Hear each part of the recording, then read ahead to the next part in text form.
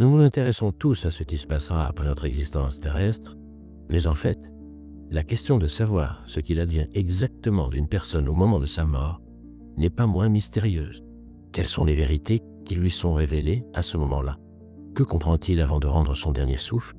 En effet, ce que nous vivons à la frontière de la vie et de la mort indique également ce qui nous arrivera ensuite. Lorsqu'un mourant est prêt à quitter son corps, une porte mystérieuse s'ouvre devant sa conscience, un portail vers d'autres dimensions. Après l'avoir franchi, il découvre les perspectives inconnues de l'autre monde. Au moment où la réalité terrestre se fond devant l'âme, de nouveaux horizons s'ouvrent. La conscience est libérée des entraves du corps physique et devient le témoin de phénomènes mystérieux qui dépassent de loin notre perception ordinaire. Regardez ceci, et vous découvrirez ce qu'ont vu ceux qui ont réussi à s'attarder à ce stade. Leurs récits surprennent l'imagination et font réfléchir à bien des choses. Vous ferez également connaissance avec l'incroyable découverte du scientifique exceptionnel Andrei Gnezdilov. Après la fin de la vie terrestre, notre personnalité n'est pas détruite. Une fois cette étape franchie, nous changeons seulement d'état de conscience. Cela est confirmé par le comportement des gens au moment où ils quittent la vie, et surtout par les récits de ceux qui ont survécu à la mort clinique des mots. Des pensées abstraites et des conclusions étayées par de nombreuses années d'activité scientifique et d'observation des mourants.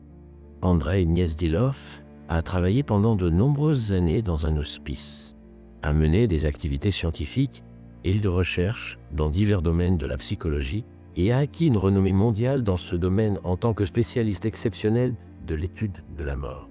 Au départ, il n'avait pas l'intention de s'intéresser de près à ce domaine de la psychologie et, à plus forte raison, il ne pensait pas y consacrer toute sa vie. Mais à la suite d'un incident qu'il est impossible d'écouter sans pleurer, son destin et son activité scientifique ont changé une fois pour toutes. Voici comment il a raconté lui-même. Un jour, alors que j'étais encore étudiant et que je commençais à peine à comprendre les bases de ma profession, j'ai dû travailler comme médecin de garde dans le cadre de ma pratique. Et d'une manière ou d'une autre, je suis arrivé dans un service où se trouvait une petite fille, dans une autre ville. Elle était allongée toute seule car d'autres enfants avaient été réinstallés. J'ai demandé ce que je pouvais faire pour elle. Elle était heureuse qu'au moins quelqu'un s'intéresse à elle et m'a demandé « Tonton, raconte-moi une histoire ». J'ai pris l'enfant dans mes bras et j'ai commencé à lui en raconter une. À ma grande horreur, j'ai senti qu'elle partait pour un autre monde. J'ai eu peur et j'ai voulu appeler l'infirmière, même si je comprenais parfaitement qu'elle ne pouvait rien faire. Mais la jeune fille a repris ses esprits et m'a demandé de continuer. Je lui ai parlé des créatures de contes de fées qui la rejoindraient un jour dans un château magique. L'enfant est mort dans mes bras et j'ai eu peur d'interrompre l'histoire car je n'étais pas sûr qu'elle ne m'entendait plus. Depuis lors, Andrei Gnezdilov a complètement changé le cours de sa vie et a commencé à étudier activement ce qui se passe au moment de la mort et ce qui nous attend tous après la fin de l'existence mortelle. Au cours de ses recherches, il a accumulé de nombreux cas qui permettent de vérifier l'existence de la vie après la mort. Au fil des années de pratique médicale, il a acquis la conviction qu'au moment de quitter la vie terrestre ou lors de la mort clinique, une personne peut se trouver dans un état de conscience particulier. À ce moment précis, la personne ne ressent pas l'horreur de la mort, car un certain sentiment de continuation de la vie lui vient. Il se passe alors des choses étonnantes qui, de l'avis du scientifique, ne peuvent être une simple coïncidence. Andrei Gnezdilov a donné plusieurs exemples impressionnants dont il a été personnellement témoin. Dans l'un des services de l'hospice où il travaillait, il y avait 2 mourants. L'un d'eux ne réagit plus à rien, tandis que le second est encore conscient. Ce dernier, réalisant qu'il ne lui restait plus beaucoup de temps à vivre, a décidé de communier. Sa demande a été exaucée. Alors que le prêtre invité s'apprêtait à partir, il a soudain senti le regard de quelqu'un. Le patient, inconscient depuis plusieurs jours, a soudain ouvert les yeux. L'homme ne pouvait pas parler, mais clignait des yeux en réponse. Le prêtre lui a donné la communion. Gnezdilov dit « Il ne peut s'agir d'une simple coïncidence. Une personne qui était dans le coma depuis longtemps a repris conscience exactement au moment où le sacrement était célébré. Je ne doute pas que l'âme du patient l'ait ressenti. L'homme est décédé immédiatement après la communion. Au moment où son âme a quitté son corps, une seule larme a coulé sur sa joue. À ce moment-là, une atmosphère de bonté et d'illumination régnait dans le service, ce qui accompagne l'ouverture de la conscience spirituelle. D'autres observations et recherches ont montré que, dans un tel état, une personne peut avoir des visions spéciales qui l'aident à prendre conscience de sa mort imminente. Mais ce n'est pas tout. Certains cas suggèrent quelque chose de plus. Par exemple, le scientifique a cité une histoire qui est arrivée à ses propres parents.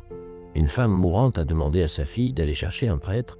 La fille fut surprise par cette demande, car dans le village où elle vivait, l'église avait été abandonnée depuis longtemps. « Où irai-je ?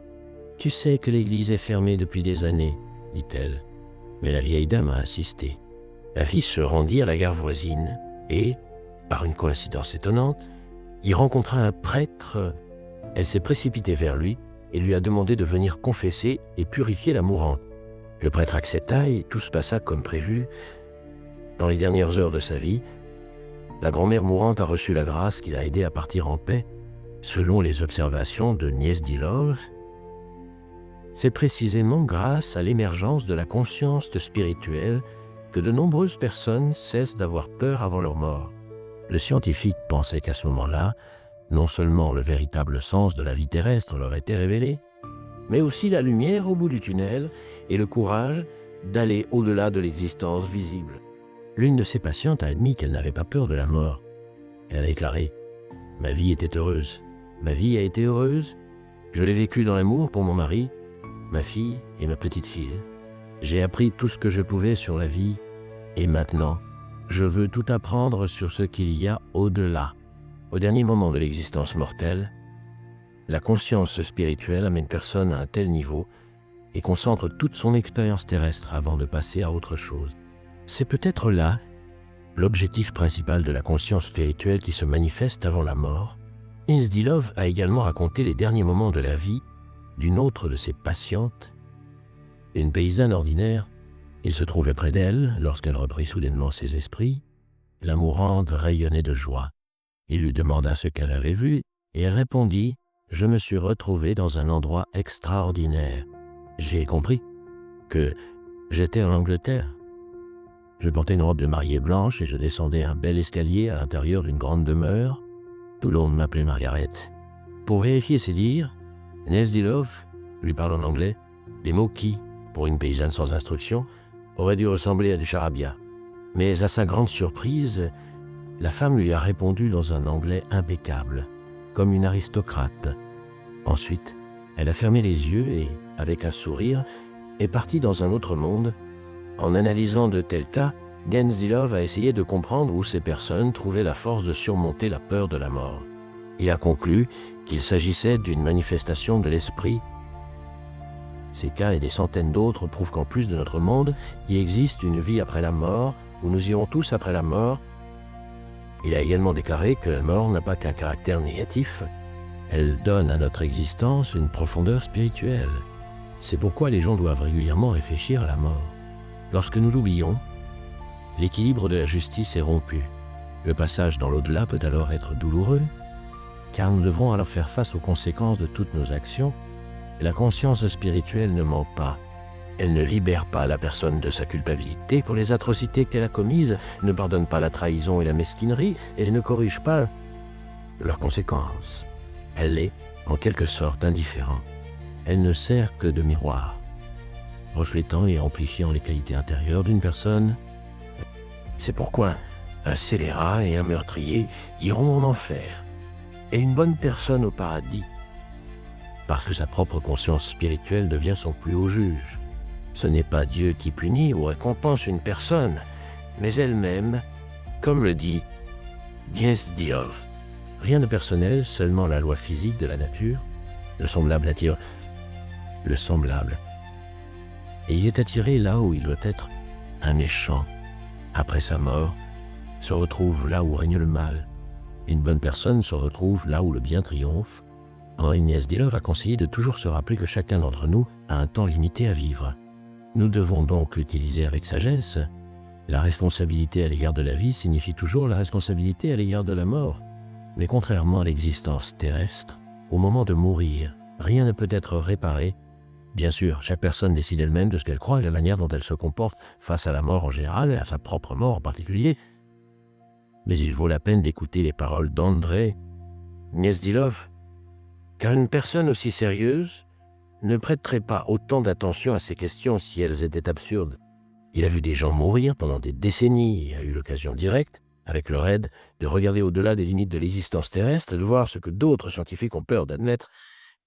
Écrivez dans les commentaires ce que vous en pensez. Avez-vous déjà fait l'expérience de la conscience spirituelle dont parlait ce scientifique hors pair? Et si vous aussi, vous espérez que la mort n'est qu'une transition d'un niveau d'existence à un autre, aimez cette vidéo et abonnez-vous à la chaîne. Merci beaucoup d'avoir regardé cette vidéo. Bonne chance et bonne continuation à tous.